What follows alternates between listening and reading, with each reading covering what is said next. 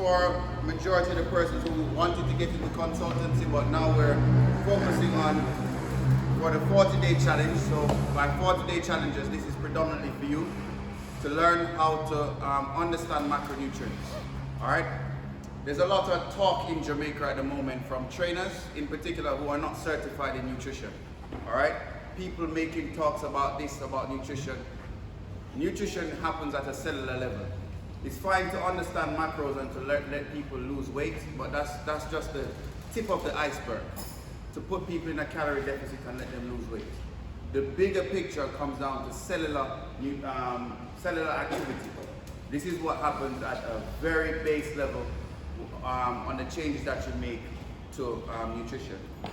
What I've seen as well locally, and also I've seen this with some trainers internationally who are giving nutrition advice, is that they talk about the only important thing is a calorie deficit and the type of food that you eat doesn't matter. That's complete and utter garbage. Most of those people internationally who are sponsored by food companies or they get some backhander by I don't need money from a food company, right? I don't need to promote sugar, I don't need to promote processed carbs, and I don't need to promote vegetable oil. Those things should not even go in the human body if you can help it, right? Because they cause inflammation at a cellular level. I can lose 5% body fat in 2 weeks because I'm attacking the process at a cellular level. I'm not talking about calorie deficit. Calorie deficit is easy. Cellular activity, biohacking is a whole nother level where you can get the body to achieve 10x the result in literally 10 times the time that the average person would take to do it because you're attacking things hormonally. Anyway, so we're going to first go through weighing and measuring so persons understand. That's the main important thing while we're here. So we have good and bad. We're going to first start off with bad because there is no in-between in nutrition. First of all, persons need to make sure, those of you at home, have MyFitnessPal or another one is MyPlate. I'm not affiliated to any of them, but you can use either. They are a calorie counting application. You will need this in order to work out the specifics of the information that's in the food. Food is information. Food is not just food. Food is not just calories. Food is information. I sent a video to you guys today again to also speak about food and metabolic disease and persons with waist circumference over 40 inches and what it means to the blood. But we're going to go into a typical Jamaican box lunch, as you see here. Okay, this is a typical Jamaican box lunch. So we're going to go through this today and we're going to weigh it out and explain what is happening and why we need to keep away from this. This is what's causing metabolic syndrome and causing 14 to 16 deaths in Jamaica every day. Alright, so we're going to explain why it is and what is happening. The data that's been coming out of late which speaks upon calories, persons who eat less calories are more likely to live longer because there's a relationship between cell life and the amount of calories that you eat. So the first thing we're going to tackle is the carbohydrates. We're going to deal with the rice and peas. Can I get Chad to come and do this for me, please? All right. So Chad, whilst I put the information down, Chad, I want you to just add the food for me as I go along. So we're first going to quantify how much food it is. So we're going for the rice and peas. So rice and peas, is a carbohydrate. So I'm going to first put the container on the scale. When I put the container on the scale, it gives me the weight of the container. I'm going to press clear. So you will need a digital scale or you can use an analog scale. I'm going to put all the rice and peas inside of the plate in order for us to get the correct weight of how much rice and peas is coming inside of this food. All right? So we're able to now not guesstimate. Also on top in this food we have pasta. When you go to a typical Jamaican cook shop, they ask you if you want veg or pasta, as if pasta is vegetable. Pasta is not vegetable, it's a carbohydrate. It's actually adding more carbs to your diet. Can I get the board doing? So I can just run through. So this is all the rice, trying to get out all the rice and peas as possible. So Chad, find Jamaican rice and peas, please. right? So you then go into the app and you find the food. When you find the food, we're then going to put the quantity inside. All right, so this is most of the rice and peas. Say there's some rice and peas still hiding underneath the chicken. Look, so much still right underneath the chicken. Don't want to spill any of this. So I'm still getting rice and peas. Look, that amount of veg, and the veg actually is cooked down in oil. So the vegetable is no good for you. They've destroyed the vegetable because they added oil to it. Right? You're not supposed to cook vegetables with oil. Simple as that. No way around it. There was a study done in the Mediterranean, on the Mediterranean diet some 60 years ago, which said the Mediterranean diet is one of the most healthiest diets in the world. And the Mediterraneans, the Italians, as we know, use a lot of olive oil. However, what persons fail to mention is that the olive oil was never heated. So they misconstrued the information. Oh olive oil is healthy because it comes from Mediterranean diets. The Mediterranean people never heat their olive oil. They drizzle it cold on their vegetables. So we have the amount of rice to a close degree. So we're going to write down, right? So you guys can make a note how much rice that is. That's 430 grams of rice. All right? So Chad is now going to be able to tell me, by putting in that amount of rice, how much carbohydrates is inside of there. All right? And how much proteins, what's the total for everything. So in the serving size, you'll be able to then put everything you want to search 100 grams. So you can then just times it. So if you do the rice and peas, do 100 grams. All right, so guys, those of you who are using MyFitnessPal on your phone at the same time, you don't want to learn? Okay, you can consult people and charge them for it. Teaching you a new skill to earn money. All right? No, we want to go with the grams because we're using grams, so not cups. So when you're going on the app, please do not use the cups, sizes and stuff like that unless you're going to measure with a cup. But for today's purpose, we're measuring with a scale. So just go 100 grams. Okay, all right. So putting the serving size would be 4.3 grams. 4.3, which will give us the 431. So, all right. So this is now the rice. So the wing, thanks for the board. The rice is carbohydrate. So we're dealing with all the carbs first. So we're gonna put the carbs first, sorry. So the carbs is what we're dealing with first, and that's rice. Okay? The rice and peas is equal to, the weight was 430 grams of rice and peas. Chad, give us a breakdown of the carbs. Alright, so we had 113.1 grams of carbs. 113 grams of carbs. Fat? 9.5 grams. 9.5 grams. And? Protein. 12.5. How much? 12.5. 12.5 grams of protein. Alright? This is all grams. So that's the rice. So we've quantified the rice. So let's take the rice away. We have to do every single food type separate. The second thing we're now going to bring is now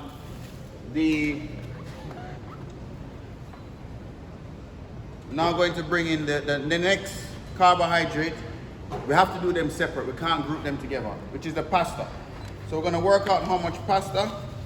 That's only 10 grams, so 0.1. So I tiered it. The pasta is kind of mixed up with the rice a little bit, but I'm going to do my best to just be able to show you guys what is happening here. All right, so we got the pasta, taking out all the pasta out of the food in order to get the grams. So this pasta, chances are it's been cooked with oil, but I can't quantify the oil right now, but we're just gonna go straight for pasta. We got 0.3 grams. What we got there now for the pasta? That's 0.03 there. Yeah. 0.03, Chad? Yep. Alright, so the carbs is 0.8 grams. 0.8 grams carbs. 0 fats. Right, 0 fat. 0.1 gram protein. Okay, 0.1 protein. Alright, that's just a little sense of it. But this was a little bit of pasta today. Normally you get a lot more pasta than this. Yeah?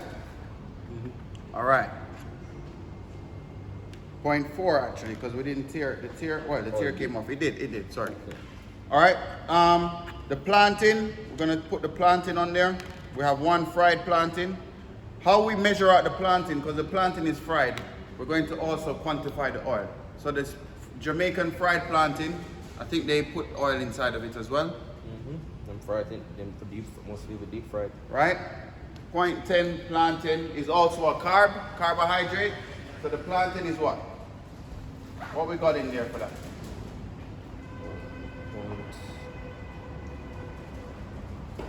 And then last but not least, we got the fried chicken. Okay.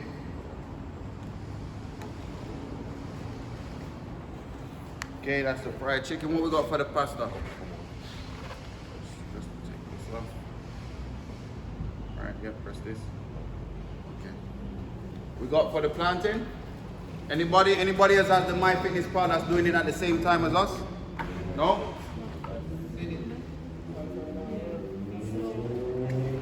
No? Alright, so we're gonna just go to we're gonna move on to the proteins next.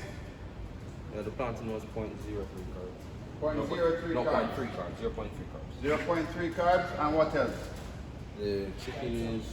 The chicken now, we're gonna go for the chicken. So we're gonna go for protein over here. And the protein, we have fried chicken. Alright? Fried chicken, please make sure you put in fried chicken.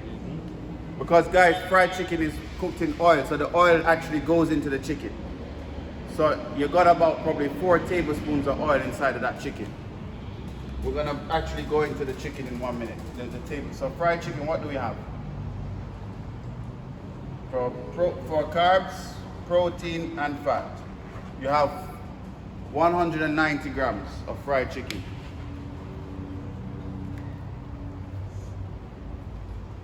Nobody?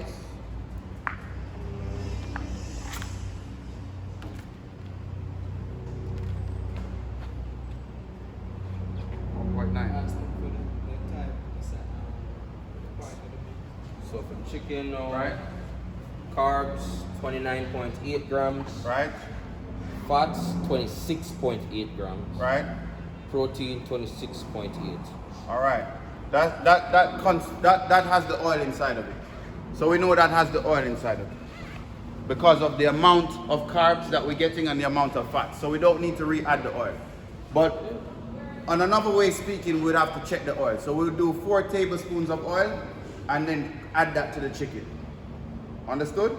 So you have to clarify everything that it was cooked in and how it was prepared. That's why stew chicken is not healthy, because it was fried before it was cooked down. Right? So you have to then count the oil content inside the chicken. So we have a little bit of vegetable here. This is mixed veg. Normally we'd have to clarify the vegetable on its own. We have pak choy and we have a bit of cabbage, but we're just gonna go for pak choy instead. It's predominantly what's there. And I'm gonna just put the total pak choy amount here to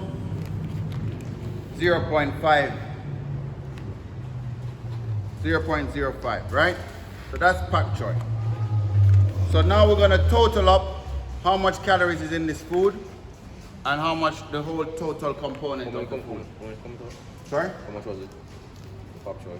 0.50, so that's 0.5, 0.1, half.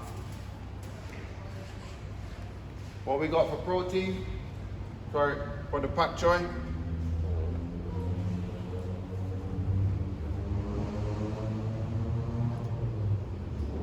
It's not much, Yeah.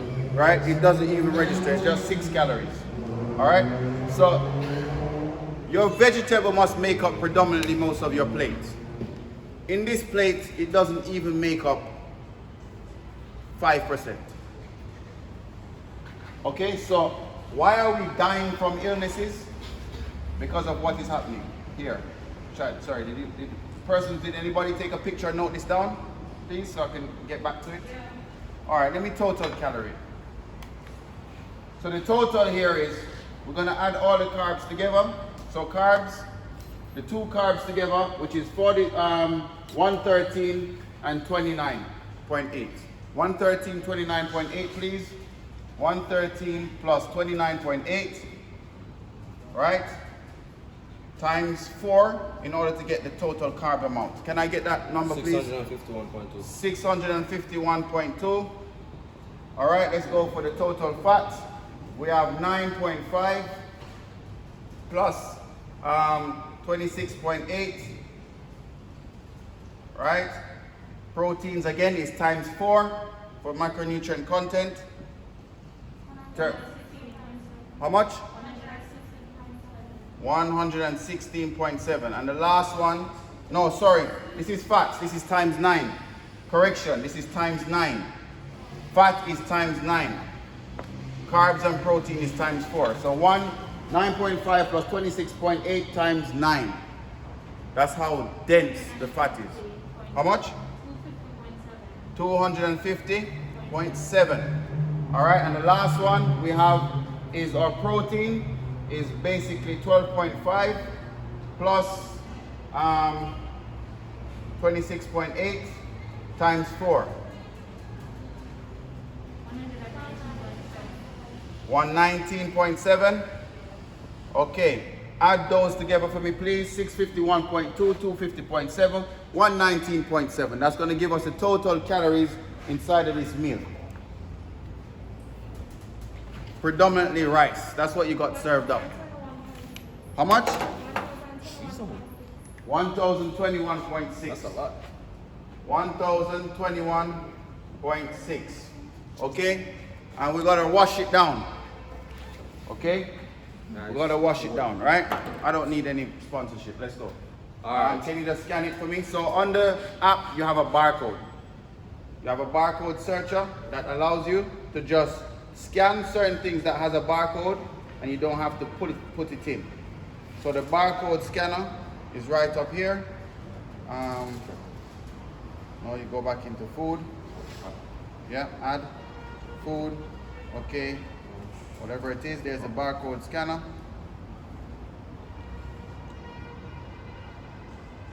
Okay, there you go. Got it. All right, so what's the total calories? 250 calories. 250 calories extra. So total, we got 250 from the Pepsi. Okay, break it down. How much, what is inside of it? How much carbs is in it? From the carbs, 69 grams. 69 grams of carbs. Oh. All right, so we predominantly want our foods to be from proteins and fiber, not carbs. Like, you don't need this. People say you need this for energy. You do not need this for energy. Okay, that's a lie. What do you need for energy? It's very little. In fact, I would have used good fats as energy here. As I said, this chicken tastes good, lovely, we all like it, but it's really damaging your arteries. Because what happens to inside of your arteries starts to get plaque buildup. And the more plaque buildup, the less the blood flow. The less the blood flow, eventually you may get a stroke, a heart condition or a heart attack. Yeah? You're right. Right. So you can eat it if you want because it tastes good, and you're eating it because it tastes good. But what a typical personal trainer will be telling their clients is eat half of this. Less calories, you lose weight. Unfortunately, that's irresponsible. Highly irresponsible. Because we're not looking at the ingredients of the food and the types of the food. Now, how should we be eating? Okay? This as well, I didn't actually get to go into this, but one slice of bread, for example, just run the barcode. You're going to be able to see what's inside of this.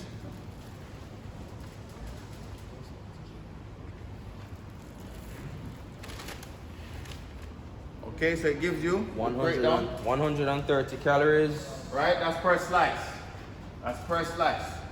Yes? Okay? This is brown bread that they tell you is healthy for you. Alright? 130 calories, break it down for me, please. Carbs, 27 grams. 27 grams of carbs. Fat, 1 gram. Right? Protein, 4 grams. right? Protein 4 grams. All right. The overall macronutrient content that you need for the day, all right, as a human being to survive, you don't need any more than 70 grams of carbs. All right? How much protein you need about 1 gram times your body weight. So if you weigh 170 pounds, you need 170 grams of protein on average. For the day. Right? For the entire day. And the fats, you don't need any more than 20 to 30 grams. 20 grams times, okay? You sure it's not the body weight in kilograms? No, it can be in pounds. Oh. In pounds is 2.2. It's a different equation. For pounds, it's 1. You can go for 1 gram per pound. All right? But I know what you said. So 1 slice of bread, guys, gives you 27 grams of carbs. Why would you waste almost half of your carb intake for the day on 1 piece of bread? And some people are having 4 pieces of bread for breakfast, and then they have then they have this rice as well. Toasted with butter. Right. Unnecessary. The biggest risk of metabolic syndrome is a waist circumference over 40 inches in males, and in females 35 inches. We're literally killing ourselves because of advertisement, you know? Nice, beautiful, pretty colors. Some influencer telling you that they drink it or eat it, making you think it's fine. We sell health, we don't need to tell lies. We just tell it straight as it is. So as I said, what's the alternative? All right, let's just run through, guys, how it works out better. Because the protein, to eat the fried chicken for your protein content, it really messes up what you can get in everywhere else. It adds to your carbs. Imagine you were taking fried chicken as protein. You then get half the amount of carbs with it as well. You wasted opportunity. All right, let's just run for the jerk chicken now. So the option here that we have just a 3-portion option here from our friends at Pepper and Thyme. All right, and we're just gonna run through the content of that one. So we knew the total of the last meal that we just had was 1200. Anybody has it? The total? 1,271.6.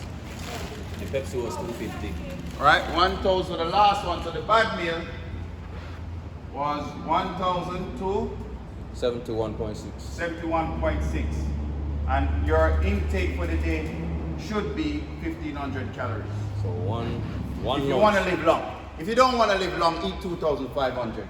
What they tell you. The studies around living long tells you your telomere length, the end of the end of the chromosome in the cells. Every cell has a cell lifetime. The studies show that if you consume between 1,600 to 1,200 calories a day, you're more likely to have longer telomere length. Therefore, you will live longer. So the more you eat, the average Jamaican is eating 3,000 calories a day, right? Let's just run through again now. So we have the jerk chicken breast chart. Let's just run this through. The foil doesn't weigh much, so I'm going to weigh it in the foil so you guys can see here. This is a jerk breast. So persons always ask me, how much protein, how does 170 grams of protein look? Let's work it out now. So jerk chicken breast, we got 280 grams here. All right.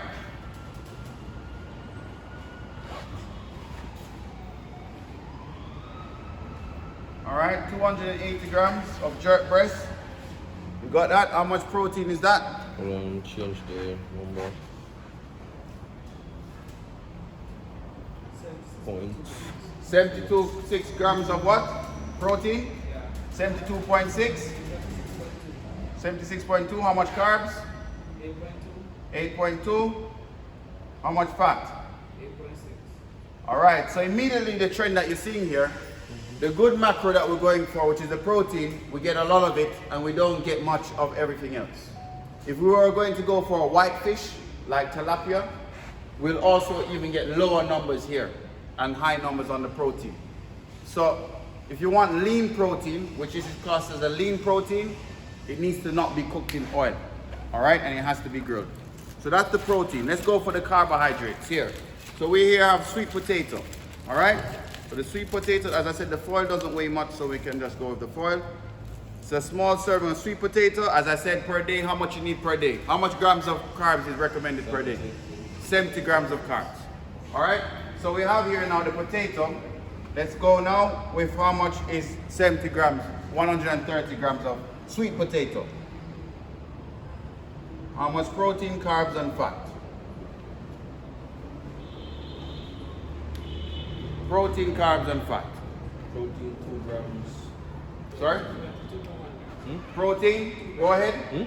Go, somebody go ahead, please. 2 grams, carbs 26 grams, fat 0.1 gram. 1.1? No, 0.1. Okay, so for the carb amount, this would be most Jamaican plates we're having yam, banana, dumpling, green banana. If this is giving you 26 and you're trying to hit 70, that means this is 1/3 of what you're supposed to have for the entire day. All right, so the rice would have knocked it out already. The rice, this is enough rice serving that was in here, was for 3 days. Is that one potato? No, not necessarily. They cut it and weigh it. This is about half a sweet potato. Half of a medium sweet potato, right? Or probably a third. And the last one we have here is the vegetable, guys. This vegetable here is, we just tear this. Coleslaw? Okay, we'll tear it. Sorry, that's not big enough. Oh, this is a big one. Is there a bigger one? Okay, we'll just go for this one, guys. That's all I have. All right, so this is mixed veg, but we're just gonna use cabbage. It's predominantly cabbage, right? So we're just gonna go with cabbage. Remember, everything that you use, you're supposed to measure it out. We can tell they didn't use oil here. Some of the restaurants like Island Grill, depending on which one you go to, they will use oil. So don't get it twisted that you go and order healthy food and it was prepared healthy. That's where one of the biggest illusion is, how you prepare the food. So for cabbage, 340 grams of cabbage, how much we get in there? And the vegetables carry carbs, right? Don't forget that. Vegetables carry carbs. They're not a starch, but they are a carbohydrate. Let's go. Protein, carbs, and fat. Come on, people. Type quicker on your messages. 5.1 protein. 5.1 protein, yep. 13.6 fat. 13.6 fat. 23.8 carbs. 23.8 23.8 what? carbs. Right. Fats 13.6. 13.6. All right, so let's total this up for the day then, guys. Let's first run with all the proteins. 76.2, 2, and 5.1. What's the total there? 26.2, 2, and 5.1. 78.2 and 5. That's 82.3 times 4, times 4, times 4.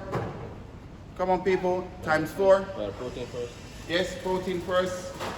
76.2, 2 plus 5.1. 76 and 2 is that 78.2 plus 5.1. That is 73.3. 73.3.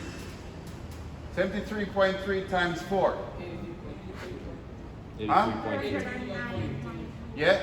Okay, what's the total? Times 4. 333.2. Oh wow, that's a lot of protein in one meal. Okay? That's the calories though. That's the calories. Okay, let's run up the carbs. 8.2, 26, and 23.8 times 4.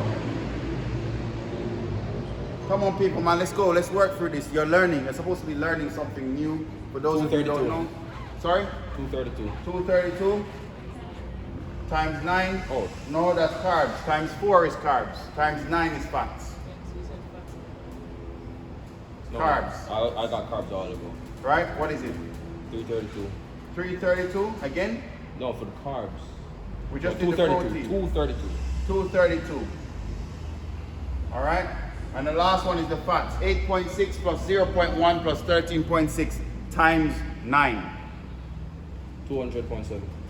200.7. Add this all together, please. 764.9. 764.9, right? And you have water with that. You drink that with water. So the calories still remain the same. So we have 764. We have, this is the bad versus the good. What's the good again? 764.9. 764.9. All right, now let's just wrap this up here now. For the week, times this by, all right, this is one meal. All right? If you're averaging now 3 meals now, times this by 3. 1271 times 6 times 3. 3,800 And 14.8 and calories. 14.8. All right? Now times 764 by 3. 0.9 by 3. 2,294.7. The good one times 3 is still too much food. So you can eat good food, still too much. Not because the food is healthy, it means you indulge in any amount that you want. You still have to have a cap, because we're talking about, in order to burn body fat, we need to be in a calorie deficit, that's one. But in order to remain healthy, for the cells to remain healthy, you need to minimize your food intake. So we would only eat this meal twice, okay, for the day. That would cover what we need for the day. This here, however, you could only eat it once. So if you're going to eat the Jamaican meal for weight loss, fat loss, you could only eat it once. They're both Jamaican meals. So if you're going to eat the unhealthy Jamaican meal, rather.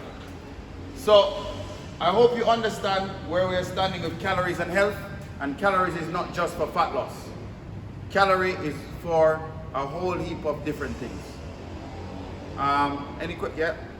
Alright, so we say we have that for 2 times for the day and we're still hungry, like how would we, like what would you suggest fill that space? Feel what? Having this 2 times a day, you're saying is not enough. You could still be hungry. All right. Cravings come from unhealthy blood. All right? And it's normally caused by a micronutrient deficiency. You're deficient in certain minerals and vitamins, you then start to crave foods that are thrown at you. Also, ultra processed foods.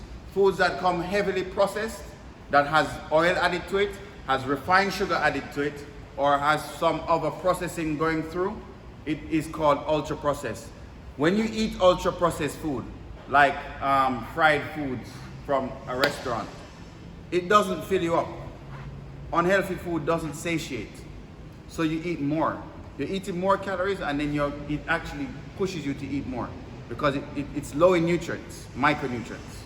So the problem is persons are malnourished because of eating a lot of this heavily food which doesn't have a lot of good stuff in it, and it then spikes their cravings.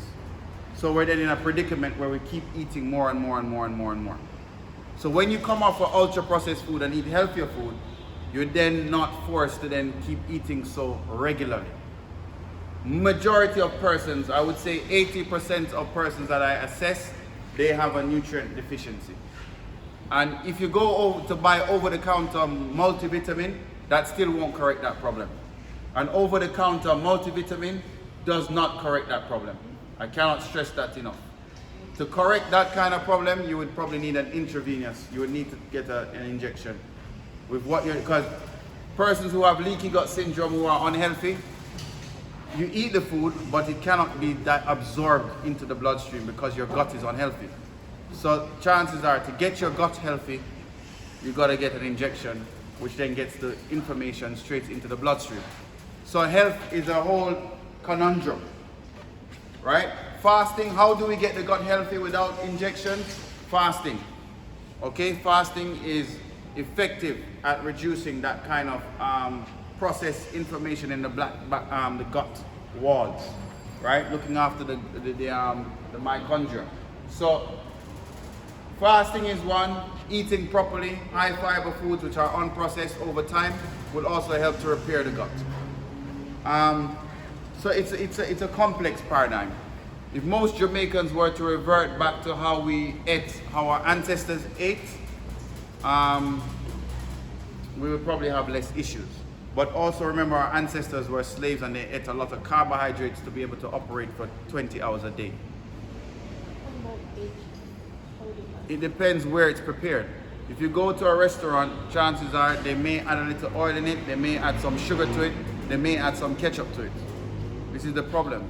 The problem is commercial use of food depends on ultra processed.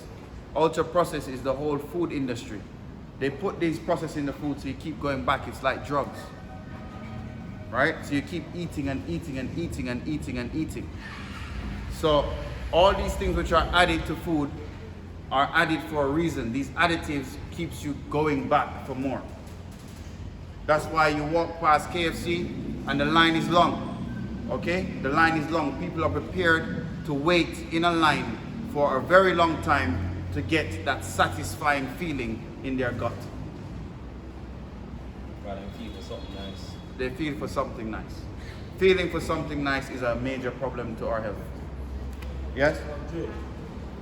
I'll let her go then you, Rima. I was asking about the keto diet. Is that something you recommend? All right. First of all, Spry Nutrition doesn't necessarily recommend one diet. Dieting is not the way forward. It is education first, because you can eat differently on different days. Yes, a diet may force you to learn some discipline. Keto is good. Keto basically, yes, it takes out carbohydrates regularly out of the diet, and you replace that high level of carbohydrates with good fats.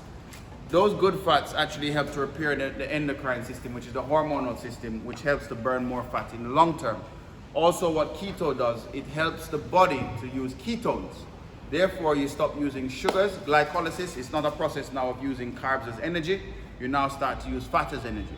So you start to burn body fat as fuel. The body now gets used to finding fat for fuels. So keto can work, but that's not the solution. Keto is not the solution. Keto is a step in the right direction, but it's not the solution. Going on a diet is not the solution. It's going through an educational process, which the 40-day challenge we offer does do that. Over time, it exposes you to different types of eating patterns. Okay. Is there any research that shows a person living like 15, 20 years ago, even longer than person now? Yes, there are studies that show that people are living shorter lifespan now. But not only does the study show that people are living shorter lifespan, it shows that they're living shorter health span. Health span is when your life, you now become a dependent for help. You reach to 50 years old and you can't even climb a flight of stairs. You need dependents to take you up there. So people, they're living longer, some of them, or some of them are living shorter, but the study shows even if you live longer in today's world, your health span is shorter.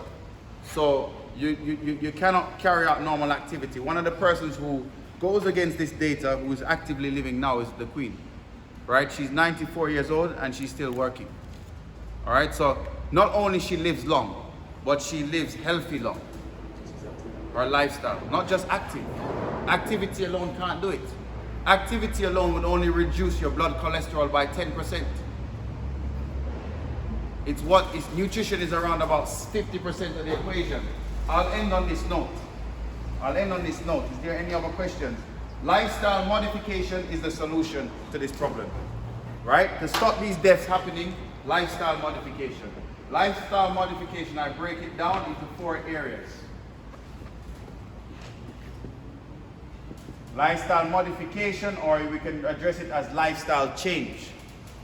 1, exercise. Exercise is not only good for weight loss, exercise is also good for mental clarity.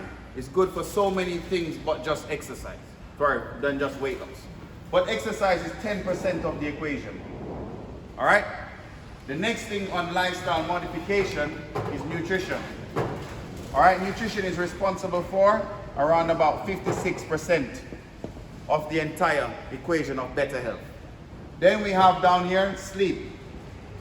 Sleep is responsible for a 25% contribution, because sleep helps to reduce inflammation, sleep helps to renew cells, sleep helps the body to actually work properly. And the last one, which is even more important than exercise. Exercise is the least important, right? What's the percentage left now? Sorry? 9%. We're wrong here on something then. Sorry, this one is 18. It can vary from person to person. This one is 18, and this one here is 52. Yeah, 10, 52, 62, 62, and 20, that's what? 82 minus 2. Left. Right, 20%, great. So the 20% that we have left, anybody knows what it goes to? Stress. Okay. So this is the breakdown of lifestyle change. Okay? If you want to improve your lifestyle really, the start, exercise helps. Exercise helps to create good habits. After you exercise, you tend to eat better than you would if you did not exercise. Alright, so exercise is a good starting tool. However, nutrition is way more important than exercise. Sleep is more important than exercise. Alright? If you're going to start off fixing your life, you start with this one first. Then you move to this one, then you move to sleep, then you move to exercise. That's why some people, that when they come here, we don't need to run them up and down. We can lie them on a table and just get them moving through mobility, because they're probably not eating properly and they're not getting enough sleep. So for us to then bring them inside here and they're high risk, they're overweight, and just hammering them with exercise doesn't make any sense. Yes? Talk to me about genetics. Genetics, good question. All right. This is really going in a different place, but it's a good question. Where did I put the pen? Actually, you have two perspectives. Genetics is one, and your... Yes, you're absolutely right, but I'm going to explain it properly so you understand. And this is where a lot of the medical world has been cheating us and lying to us because they want to sell us drugs. Right? Lifestyle. So I just explained the breakdown of lifestyle. Lifestyle is 75% effect on your on your chemistry, on your blood chemistry, on your genes. Lifestyle. So lifestyle is, again, this is the breakdown of lifestyle. Sleep, right? Nutrition, right? What else? Stress. Okay? These things, 75% responsible for cell development and cell longevity and so on. Genetics, as Raymond asked, the difference between the two is only 25%. The chances of you getting cancer is 75% linked to lifestyle. The chances of you getting diabetes is even higher. Hypertension, those are like 95%. Cancer is a bit lower depending on the cancer. But a prostate cancer, lifestyle. Lifestyle. Lifestyle. Lifestyle is way more important. We live in a world where medicine is always being pushed. Medicine doesn't fix lifestyle. Medicine can lead to more issues. This climate has anything to do with it, for example, a person living in Asia. Yes, it does. Yes. Climate has a lot to do with how much sun you get. All right? That's the first thing. How much sun you get can affect various different things, which is vitamin D. What we've seen with COVID, right? Particularly vitamin D3. With COVID, a lot of persons who did not survive COVID had what they found, they had lower levels of vitamin D3. If you live in Europe or countries where sunlight is reduced through the winter months, you don't get a top up of vitamin D. Black people were at high risk of COVID, especially in places like North America, because black people really need vitamin D more than white people do, because we have not adapted as much in that environment as Caucasian persons have. So a lot of black people were at higher risk for a number of reasons, not just because of melanin and sun exposure, but also to deal with lifestyle, again, where they had 3-4 jobs, okay? Wasn't managing stress, not eating properly. The whole thing combined together, disaster. You don't want these two to come together. These two come together, you're big and fat and have problems, and then you have bad genetics, you're asking for problems. You're basically wishing death down on your door. So, what we're trying to do is, the risk factors are right in front of our faces. We cannot lie about it. Okay? So for companies to launch marketing campaigns, they tried it the other day. I can't remember which, I think it was a Cosmopolitan magazine that was glorifying overweight women as healthy. That's not true. Obesity is one of the biggest risk factors. You cannot justify that as healthy. All right? Bodybuilders. Persons say bodybuilders are in locally in Jamaica, we've had bodybuilders take the front and center as healthy. No, going to the gym and just building muscle every day does not mean you're healthy. Okay? Because then we're looking at, yes, you may be in a calorie deficit, but you may be in a calorie deficit eating crap. And also the last, but most important one is your VO2 max. Yeah. Most bodybuilders die just climbing a hill. Yep. A hill, you mean like a flight of stairs? A flight of stairs, they're dead. But they can deadlift 600 pounds. What sense does that make? None. No sense whatsoever. Okay? So don't get misconstrued again by persons in fitness industry telling you garbage.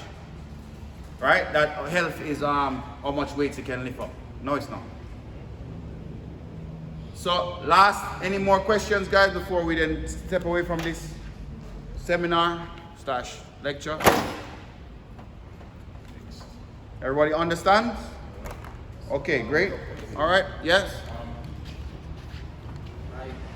Is it the same diet for person to person basis? No. What about activities they have, like a whole lift, Olympic lift, a regular person that sits around this every day for most of the time of their life? You're going in the right direction. First thing is body type. This it heavily affects your metabolism. Whether you're an ectomorph, mesomorph, endomorph. All right. So Chad is what we call an endomorph. Yeah. So Chad really is supposed to really eat lower levels of carbs, high levels of fat. Even though he's